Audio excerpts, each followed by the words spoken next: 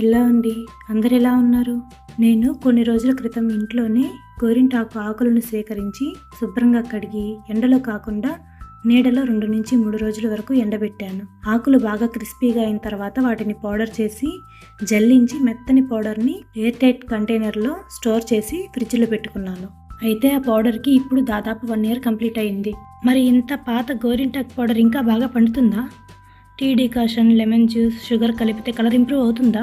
ఇది తెలుసుకోవడానికి నేను 3 డిఫరెంట్ టెస్ట్లను ట్రై చేసి చూశాను. మరి నేను టెస్ట్లు ఏం చేశాను, రిజల్ట్ ఎలా వచ్చింది అని తెలుసుకోవాలంటే వీడియో ఎక్కడ స్కిప్ చేయకుండా ఎండ్ వరకు చూడండి. రిజల్ట్ చూసి మీరే షాక్ అవుతారు. ముందుగా మనం టీ డికాషన్ని ప్రిపేర్ చేసుకుందాం. దానికోసం స్టవ్ ఆన్ చేసి ఒక గిన్నెలో 1 కప్ వాటర్ పోసుకోవాలి. వాటర్ హీట్ అయ్యాక ఇందులోకి 3 టీ స్పూన్స్ వరకు టీ పౌడర్ని యాడ్ చేయాలి. ఏ టీ పౌడర్ అయినా యాడ్ చేసుకోవచ్చండి. ఇందులో ప్రత్యేకంగా ఇదే యాడ్ చేయాలని ఏం లేదు. ఇప్పుడు దీనిని 5 నిమిషాల వరకు బాగా మరిగించాలి. ఇలా బాగా మరిగిన తర్వాత వడకట్టి డికాషన్ని తీసుకోవాలి. ఇప్పుడు దీనిని పూర్తిగా చల్లారనివ్వాలి. ఇప్పుడు మెయిన్ ప్రాసెస్లోకి వెళ్ళిపోదాము. మొదటి టెస్ట్ కోసం ఒక బౌల్లోకి 1 టేబుల్ స్పూన్ గోరింటాకు పౌడర్ తీసుకొని ఇందులో నార్మల్ వాటర్ని కొంచెం కొంచెంగా పోస్తూ థిక్ కన్సిస్టెన్సీ వచ్చేలా కలుపుకోవాలి. ఫస్ట్ టెస్ట్లో మనము జస్ట్ నార్మల్ వాటర్ మాత్రమే యూజ్ చేస్తున్నాము. ఇప్పుడు సెకండ్ టెస్ట్ కోసం మరో బౌల్లోకి 1 టేబుల్ స్పూన్ గోరింటాకు పౌడర్ని తీసుకొని మనం ముందుగా ప్రిపేర్ చేసుకున్న టీ డికాషన్ వేసి అవసరమైతే కొంచెం కొద్దిగా వాటర్ యాడ్ చేసుకుంటూ ఇది కూడా థిక్ కన్సిస్టెన్సీ వచ్చేలాగా మిక్స్ చేసుకోవాలి.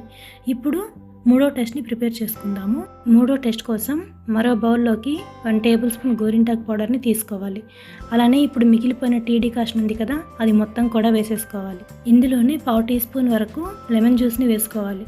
అలానే చిటికెడంతా చక్కెరని వేసుకొని బాగా మిక్స్ చేసుకోవాలి. ఇది బాగా మిక్స్ చేసి అవసరమైతే తగినంత వరకు వాటర్ యాడ్ చేసుకొని దీన్ని థిక్ కన్సిస్టెన్సీ వచ్చేంత వరకు కలుపుకోవాలి.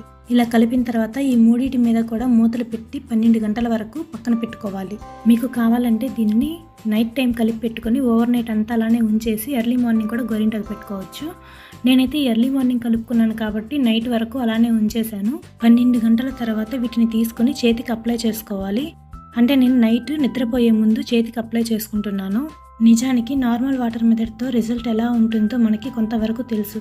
కానీ tea decoction, lemon juice, sugar add చేస్తే కలర్ ఇంకా డార్క్గా వస్తుందని చాలామంది చెబుతుంటారు. అందుకే నా దగ్గరున్న 1 ఇయర్ ఓల్డ్ హెన్నా పౌడర్ మీద కూడా ఇవి వర్క్ అవుతాయో లేదో అని తెలుసుకోవడానికి ఈ టెస్ట్ చేశాను.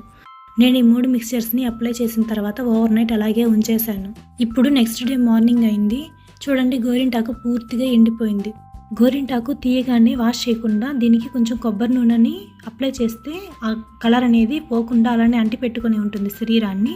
అందుకని నేను గోరింటాకుని తీసిన వెంటనే వాష్ చేయకుండా కొబ్బరి నూనెని చేతికి అప్లై చేసి ఒక 5 మినిట్స్ ఉంచిన తర్వాత వాష్ చేసుకున్నాను. వాష్ చేసిన తర్వాత నాకు లైట్ ఆరెంజ్ కలర్ మాత్రమే వచ్చింది. Tea decoction, lemon juice, sugar add చేసినా కూడా పెద్దగా డిఫరెన్స్ అయితే కనిపించలేదు. దీన్ని బట్టి చూస్తే 1 ఇయర్ ఓల్డ్ హెన్నా పౌడర్లో కలర్ స్ట్రెంత్ చాలా వరకు తగ్గిపోయి ఉండొచ్చని నాకు అనిపించింది. అయితే ఒక విషయం నాకు డౌట్ వచ్చింది. మనం బయట మార్కెట్లో కొనే హెన్నా పౌడర్స్ చాలాసార్లు 1 ఇయర్ కంటే ఎక్కువ షెల్ఫ్ లైఫ్ కలిగి ఉంటాయి కదా, కానీ అవి ఇంకా బాగా కలర్ ఇస్తుంటాయి కదా. మరి అవి నిజంగా సేఫేనా, లేక వాటిలో ఏమైనా ఎక్స్ట్రా ఇంగ్రీడియంట్స్ ఉంటాయా?